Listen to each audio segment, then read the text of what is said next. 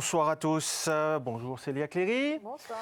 Lénaïque Adam, députée de la 2e circonscription de la Guyane, est l'invitée d'Outre-mer politique aujourd'hui. Bonjour Lénaïque Adam. Bonjour à vous. Alors vous voilà confirmé en tant que député après votre réélection, c'était le 11 mars dernier.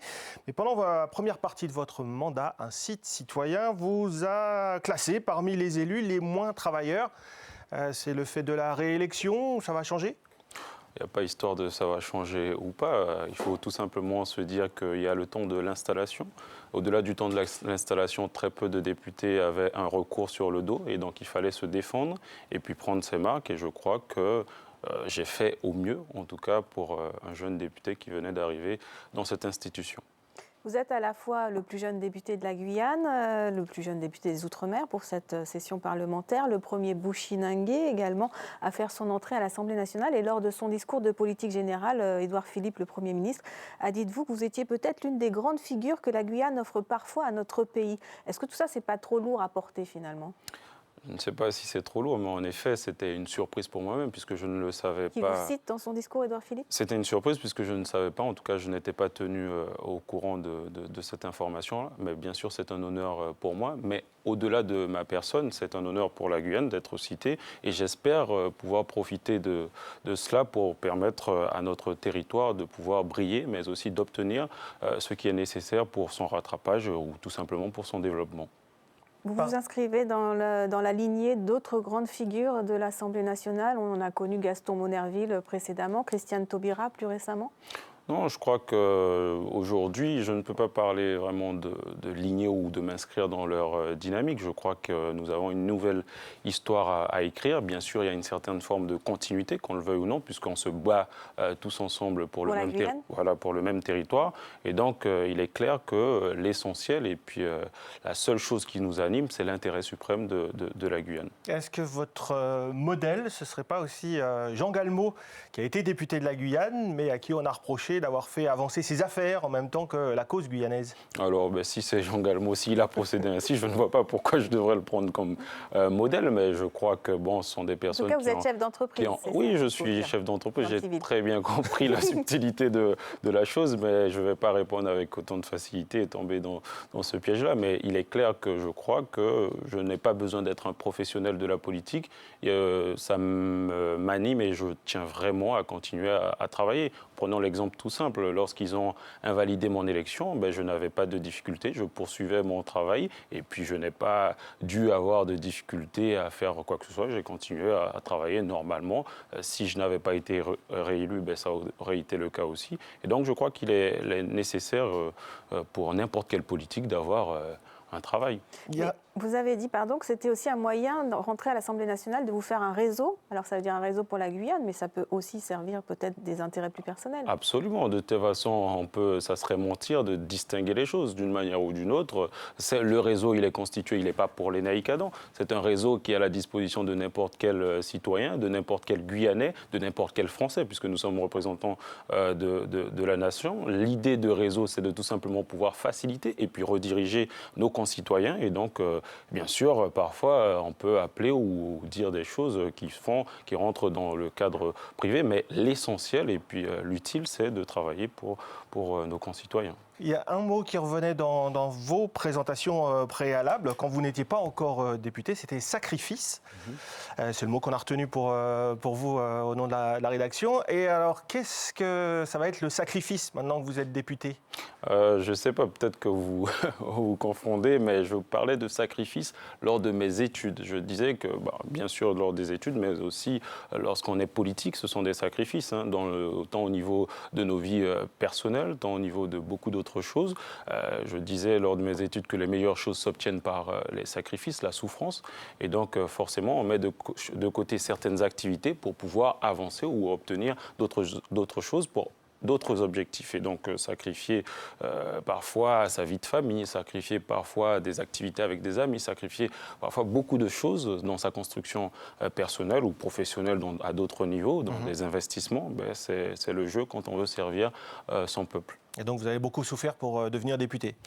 Je ne sais pas si je peux parler de souffrance, mais c'était un combat difficile et surtout de le refaire une deuxième fois, c'était quelque chose de très compliqué et donc beaucoup peuvent le reconnaître, surtout quand on est dans une majorité et que parfois il y a des choses qui sont appréciées et d'autres moins et donc c'est tout à fait normal. Justement, à propos de choses appréciées, vous vous êtes engagé auprès des Guyanais à être le garant de la parole donnée par Emmanuel Macron, notamment dans le cadre de l'accord de Guyane. Est-ce que ce n'est pas un peu risqué d'être ce garant-là? Si ça ne marche pas finalement, qu'est-ce que vous faites? Si ça ne marche pas, c'est le jeu politique. Et puis, dans la vie, vous savez, parfois, il faut prendre des risques. Quand on est chef d'entreprise aussi, c'est comme ça. On investit, on a un business plan, mais parfois, ça va dans le bon sens. Parfois, comme ça peut ne pas marcher. Mais dans ce cas bien précis, jusqu'à maintenant, je crois que ça marche. Nous avons un président de la République quand même qui est arrivé, ça va bientôt faire un an, qui a commencé à mettre en application ces accords de Guyane, alors que c'était l'engagement d'un précédent gouvernement.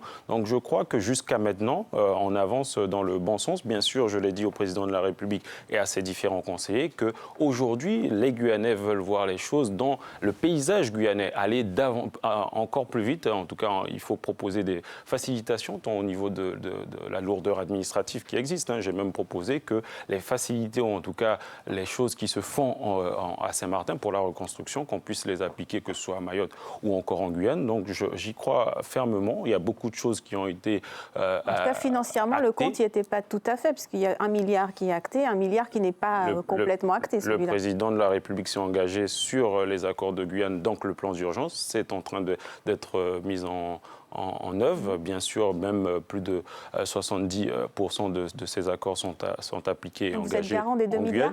Les 2 milliards, le président de la République a été clair. Nous avons les assises des Outre-mer, tant en Guyane que dans les autres territoires. Nous avons aussi les États généraux pour la Guyane. Donc, doit sortir de ces différentes consultations des projets qui pourront nous permettre de mettre en place... Qui sont financés par cet argent-là? Absolument, qui doivent nous permettre de mettre en place ces différents éléments. Et bien sûr aussi, il y a l'application des plans au niveau sectoriel et donc je me battrai tant au niveau économique pour que ces choses-là soient appliquées. On va revenir un peu sur votre élection. Vous avez été félicité par Christophe Castaner, le délégué général de En Marche, votre mouvement, qui dit que bravo aux Guyanais qui ont voté les Naïcadans puisque s'ils font confiance à Emmanuel Macron. Et dans le même temps, vous avez été épinglé par la France Insoumise et notamment Jean-Luc Mélenchon qui vous reproche, à mots à peine couverts, d'avoir un peu bourré les urnes. Épinglé n'est pas du tout le mot. Quand on a un Jean-Luc Mélenchon qui a perdu à 2 reprises, je rappelle tout simplement qu'au premier tour, ils avaient annoncé que leur candidat était devant et qu'il avait même presque gagné au premier tour, ce qui n'était pas le cas. Et aujourd'hui, quand on prend la commune dont parle Jean-Luc Mélenchon, nous sommes dans une commune où à l'époque nous avions eu 97%. Aujourd'hui, nous avons 98%. La commune de Grand-Senti. La commune de Grand-Senti, nous avons 98%. Il est bien clair que j'ai une légitimité dans la commune de mes parents, où on a suscité une certaine forme d'espoir, parce que jamais, il faut le rappeler, l'histoire de la Guyane, c'est qu'il y avait une certaine forme de confiscation du pouvoir. Les populations de l'intérieur n'avaient pas de représentants à ce niveau-là jusqu'à cette élection-là. Et donc, je suis désolé pour M. Mélenchon si cette population s'est reconnue en moi et a pu voter de manière massive. Et je suis très fier de pouvoir représenter toute cette circonscription, mais aussi les personnes, les habitants de Grand-Senti. Mais c'est la parole d'un perdant, puisqu'il a voulu ériger cette élection à un niveau avec des enjeux nationaux. Il est nationaliser l'élection. Absolument, puisqu'il est venu plus d'une semaine en Guyane, ce qui n'a pas été le cas de Christophe Castaner. C'était 3 jours. C'était 3 jours. Et donc, malgré ça, ils ont quand même perdu. Ça veut dire qu'ils n'ont pas su convaincre et que la démarche de la France Insoumise doit peut-être être révisée. Mais puisque vous parlez de nationaliser l'élection, vous étiez présenté sous l'étiquette La République En Marche, justement. Est-ce que ça vous a aidé pour être élu ? D'une manière ou d'une autre, bien sûr, ça rassure d'être bien sûr d'être dans une majorité. Et puis, je suis très fier de participer à cette majorité, puisque c'est quand même la première fois dans l'histoire de la Guyane qu'un ministre de la République vient soutenir un candidat, c'est gage de confiance, mais ce n'est pas ça qui est important, parce qu'après les élections, il faut travailler, et donc je compte sur ce gouvernement, les différents ministères, mais aussi sur le président de la République pour qu'on puisse accélérer et démontrer que nous sommes bien sûr dans une relation de personnes de la majorité et que nous ferons avancer mon territoire, ou en tout cas les différents projets que j'appuierai. En tout cas, Édouard Philippe, vous citez, Christophe Castaner est venu vous soutenir. Vous êtes un peu le chouchou, on vous a à la bonne à La République En Marche? Je pense que je Comme suis, on dit vulgairement. je pense que je suis apprécié de par non seulement mon comportement, mais la façon dont je discute des dossiers et des sujets. C'est pour ça que je disais que je n'ai aucune difficulté avec ce qui est présenté ici et là. Je crois que je suis une personne volontaire. Je représente une population jeune, parce que dans ma circonscription et dans la Guyane, de manière générale, nous sommes à plus de 50% de la population qui a moins de 25 ans. Et donc, je crois qu'ils ont besoin de personnes, ils ont besoin de s'identifier. Et nous allons travailler à tout cela. Il y a un an, la Guyane sortait d'une grosse période de manifestations et de barrages. Et à la préfecture, la ministre des Outre-mer présentait ses excuses. Je voudrais qu'on réécoute Erika Baretch depuis le balcon de la préfecture. C'est à moi que revient l'honneur de dire au peuple guyanais, au-delà de ma personne, de ma petite personne, au-delà des fonctions, toutes mes excuses au peuple guyanais.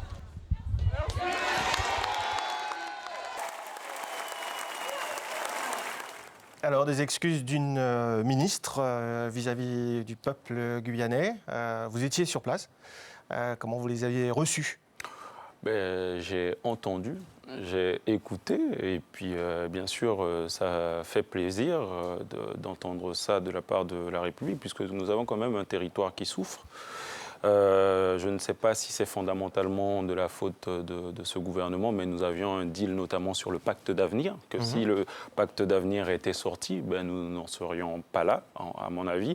Et donc, il est clair que de par le retard que nous avons et cette fracture qui existe sur le territoire entre l'intérieur, le littoral et différents secteurs, en tout cas dans l'espace géographique, je crois qu'il faut rapidement travailler sur ces territoires qui sont totalement sous-développés. Et pourtant, je le dis, nous sommes, et je l'ai rappelé la dernière fois au ministre, en tout cas le secrétaire d'État au numérique, qu'il n'est pas acceptable que sur des routes nationales en France et en 2017, que nous n'ayons pas de couverture téléphonique ou de signal. C'est catastrophique. En 2018. À l'époque, nous étions en 2017 quand j'avais fait l'intervention. Ça s'est arrangé un an plus tard? Pas encore. En tout cas, il y a eu, de la part du président de la République, lors de sa visite officielle, plus de 40 millions qui ont été dédiés à régler, en tout cas, à commencer à endiguer tous ces problèmes-là. Alors, il y a un projet qui est présenté en ce moment en Guyane par certains, pas par tous, comme un projet porteur. C'est le projet Montagne d'Or, qui est un projet d'exploitation minière d'or, de mine d'or, voilà, un consortium russo-canadien. Christiane Taubira s'est exprimée en disant que finalement, elle était contre ce projet qui est dangereux, qui est jugé dangereux aussi par une partie des associations écologistes, par la communauté amérindienne qui s'est élevée aussi contre ce projet. On sait que vous avez, si je ne me trompe pas, votre papa a une société d'orpaillage légale, pardon, je cherche le mot. Voilà. On parle plus souvent d'illégal. Vous êtes plutôt. Ah oui, c'est pour ça qu'elle voulait dire illégal. C'est ça. Vous êtes plutôt favorable, on imagine, au projet. Je l'ai toujours dit et ça n'a rien à voir avec... 750 emplois selon ses supporters. Oui, je l'ai déjà dit et ça n'a rien à voir avec l'exploitation de mon père qui a existé depuis les années 90. J'étais très loin de faire de la politique, il l'a toujours fait, il a toujours travaillé dans ce milieu-là. Et puis ce sont deux mines bien différentes aussi, je vous rassure. Des échelles différentes aussi. Totalement, mais ce que je dis, c'est que je suis favorable à cette démarche, parce que quoi qu'on dise, à un moment donné, il faut aller vers cette industrie-là, parce que nous avons de l'or en Guyane et à un moment donné, je crois qu'il faut l'exploiter, au lieu de laisser les garimperos le faire, puisque ça nous coûte plus cher aux contribuables qu'autre chose. Ce qu'il faut faire, c'est qu'il faut travailler sur les taux au niveau de la fiscalité, qu'on demande tant au niveau de la CTG des demandes d'habilitation sur la fiscalité pour voir ce qu'il est possible de faire, travailler sur le code minier, mais on ne va pas à chaque projet refuser que les gens viennent... C'est un consortium étranger, russo-canadien, donc est-ce que ça profitera à la Guyane? Je ne vois pas ce qu'il y a de gênant dans toute cette affaire-là, puisque l'exploitation se fait en Guyane. Les retombées économiques? Les retombées aussi, quand les retombées, ce sera sous forme d'emplois locaux? Vous savez, il y a une chose dans laquelle je ne veux pas qu'on m'enferme. Moi, je ne suis pas actionnaire de la Montagne d'Or. Et donc, il est clair que ce n'est pas à moi de défendre point par point. C'est à cette société-là, ces investisseurs-là, de rassurer la population guyanaise. Dans l'absolu, il y a un débat public aujourd'hui. C'est à eux de démontrer que c'est strictement nécessaire et de rassurer sur les emplois. Parce que je prends un exemple très simple, c'est que nous avons l'activité spatiale où il y a des choses qui existent déjà, il y a des emplois qui existent. Eux, ils proposent, ils disent aujourd'hui que ce sera environ 750 emplois. Mais c'est à eux de démontrer que ça sera véritablement 750. En tout cas, vous les croyez, vous les suivez sur ce... C'est pas que je suis, mais en tout cas, je veux bien y croire, mais il faut apporter les garanties. Et je crois que fondamentalement, il y a un point sur la fiscalité, en tout cas les différentes redevances et les taxes qu'il y a sur le territoire. Et je dis un point très précis, c'est que j'ai suivi ce qu'a dit l'ancienne garde des Sceaux. Je trouve que c'est un raccourci très facile de dire que ce sont des Russes ou ce sont des Canadiens et donc il n'y aura pas d'aménagement. Je veux tout simplement dire qu'on n'est pas ici dans des pays du tiers-monde où parce qu'on vient investir sur le territoire, il faut créer des écoles, il faut créer des routes, il faut créer ceci. Si ça se fait, si l'entreprise qui a quand même, qui est là pour gagner de l'argent, ça, il faut que les Français se le disent et que les Guyanais l'acceptent. Quand on fait un investissement, c'est pour avoir un retour. Bien sûr, quand l'entreprise respecte, en tout cas, l'impôt sur la fortune, les charges patronales et tout ce qui va avec, il y a une forme de mécénat qui peut se mettre en place. Mais je crois qu'il faut arrêter les faux procès et puis disperser les gens à ne pas dire la stricte vérité sur cette démarche-là.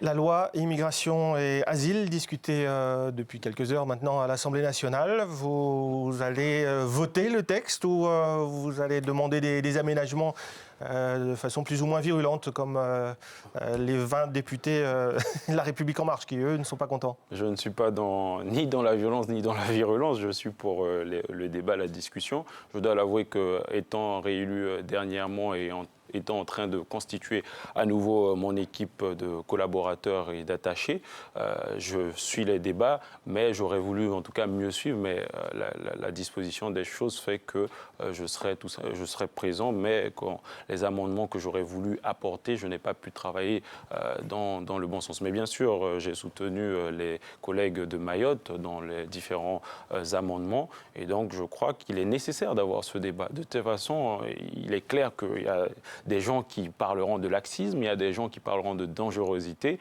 On ne sait jamais quel juste milieu il faut avoir, mais je crois que c'est un débat qui est aujourd'hui nécessaire. Il y a en tout cas deux choses dans ce débat, c'est le droit du sol. On entend souvent qu'il doit y avoir une remise en cause de ce droit du sol en Guyane et à Mayotte. Je pense qu'il faut arriver vers le débat, il ne faut pas avoir peur d'en discuter. Vous êtes pour une dérogation? Je ne sais pas s'il faut aujourd'hui... Ça veut dire qu'on n'est pas nécessairement français quand on est sur le sol français, c'est ça que ça veut dire. C'est bien ce que ça veut dire, mais je ne peux pas prendre cette décision ou affirmer cela de là où je suis, mais je crois qu'il faut en débattre, il faut en discuter en toute transparence. Parce que quand on habite en Guyane et qu'on voit arriver des personnes de partout, bien sûr, à un moment donné, c'est parfois nécessaire parce qu'il faut un marché, puisque la Guyane n'est pas assez peuplée, qu'on se le dise. Il n'y a pas assez de monde. Quand on regarde la superficie, c'est presque le Portugal, mais il y a un dysfonctionnement au niveau des services, des services publics de par cette immigration parfois irrégulière.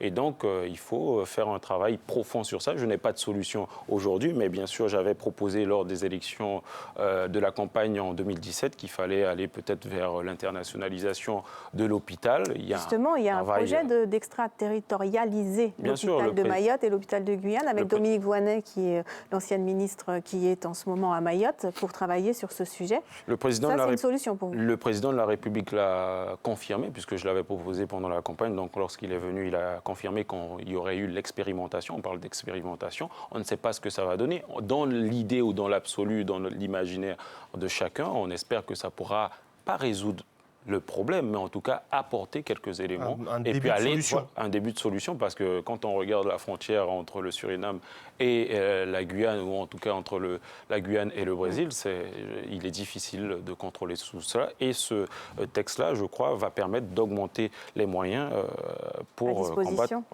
pour lutter contre l'immigration clandestine. J'ose croire.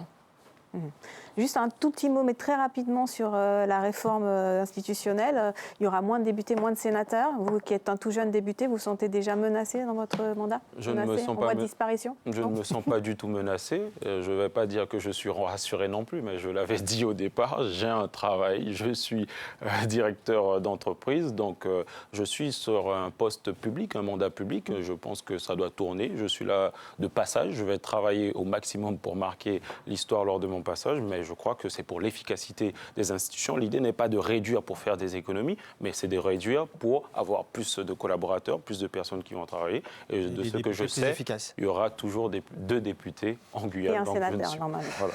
Merci Léna Ekadon, ça sera le mot de la fin pour Merci cette émission. À bientôt. À bientôt. Bientôt.